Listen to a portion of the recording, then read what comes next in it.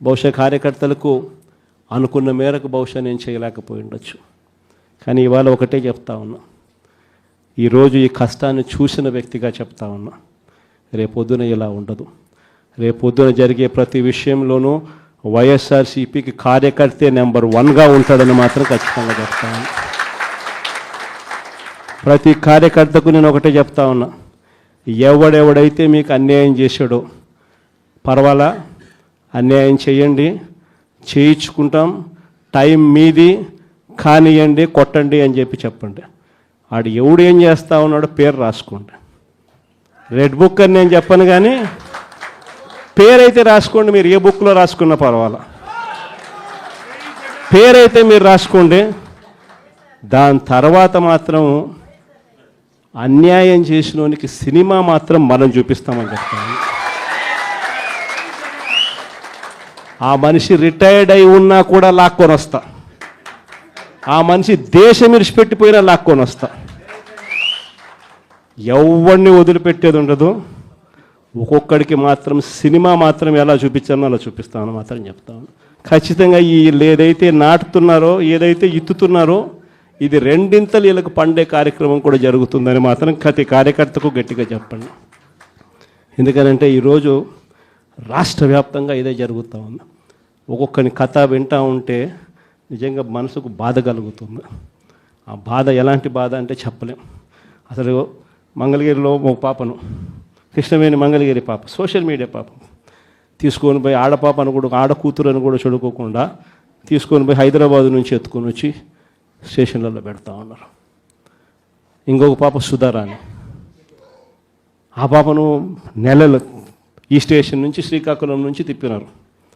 ఒక కేసులో బెయిల్ వస్తుంది, బెయిల్ వచ్చిన వెంటనే ఇంకొక కేసు, మళ్ళీ ఆ కేసులో బెయిల్ వస్తుంది, బెయిల్ వచ్చిన వెంటనే మళ్ళీ ఇంకొక కేసు. ఇప్పటికీ 11 కేసులు. ఒక కేసు అయిపోయినాక ఒక కేసు, ఒక కేసు అయిపోయినాక ఒక కేసు. 2 నెలలు దాదాపుగా వంశీ ఈరోజు జైల్లోనే కనపడతా ఉన్నాడు. ఇంకొక దళితుడు, ఎక్స్ఎంపీ నందిగాం సురేష్, పాపం నెలన్నర రోజులు పాపం జైల్లో పెట్టారు.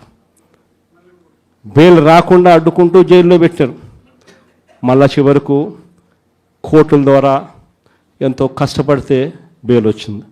వచ్చిన తర్వాత మళ్ళా 3 నెలలు 4 నెలలు తిరగక మునిపి మళ్ళీ ఈరోజు నిన్న మళ్ళా కేసు. వాళ్ళ ఇంటి దగ్గరికి ఒక వ్యక్తి వచ్చి దళితుడని కూడా చూడుకోకుండా ఆ మనిషిని ఈయనే తిడతాడు ఉన్నారు. తప్పుడు సాంప్రదాయాన్ని మీరు చాటుతా ఉన్నారు. ఈ సాంప్రదాయం ఒక వృక్షం అవుతుంది. మీరు ఏదైతే ఇచ్చారో అది 2 ఇంతలు వెనక్కి తిరిగి మిమ్మల్ని తన్నే పరిస్థితిలోకి ఈ వ్యవస్థ తయారవుతుంది. ఇలాంటి పరిస్థితుల మధ్య ఈరోజు మనం అంతా కూడా ఏకమై ఒకటి చెప్తా ఉన్నాం, రాబోయే రోజుల్లో గట్టిగా పోరాటం చేద్దాం. సంవత్సరం అయిపోయింది కళ్ళు మూసుకొని కళ్ళు తెరిచేసరికి. ఇక కళ్ళు మూసుకొని కళ్ళు తెరిచేసరికి మరో 3 సంవత్సరాలు కూడా అయిపోతే దాని తర్వాత మాత్రం వచ్చేది మన ప్రభుత్వమే. మంచి రోజులు ఖచ్చితంగా మనకే వస్తాయి. ఒక చీకటి అయిపోయిన తర్వాత ఒక పగలు రాక తప్పదు అన్నది ప్రతి ఒక్కరూ గుర్తుపెట్టుకోమని ఈ సందర్భంగా కోరుతాను. ప్రతి అడుగులోనూ కూడా సంవత్సరం అయిపోయింది కాబట్టి ఇక రాబోయే రోజుల్లో ఇంకా ఉధృతంగా కూడా ఉద్యమాలు చేయాల్సిన పరిస్థితుల మధ్య మన పార్టీ ప్రయాణం సాగుతుంది.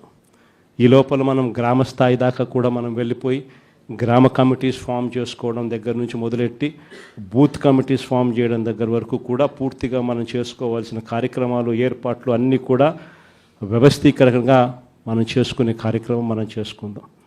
దాని తర్వాత ఉద్యమ బాట పట్టాల్సిన సమయంలో ఖచ్చితంగా ఉద్యమ బాట పడుతూ ఈ ప్రభుత్వం చేస్తూ ఉన్న తప్పులను ఎండగడుతూ, ప్రభుత్వం చేస్తూ ఉన్న తప్పుడు పనులను ప్రజలకు ఎత్తి చూపుతూ మీ పాత్ర మీరు పోషించాల్సిన సమయం కూడా వచ్చింది అని చెప్పడానికి ఈ సమావేశాలన్నీ కూడా ఏర్పాటు చేసి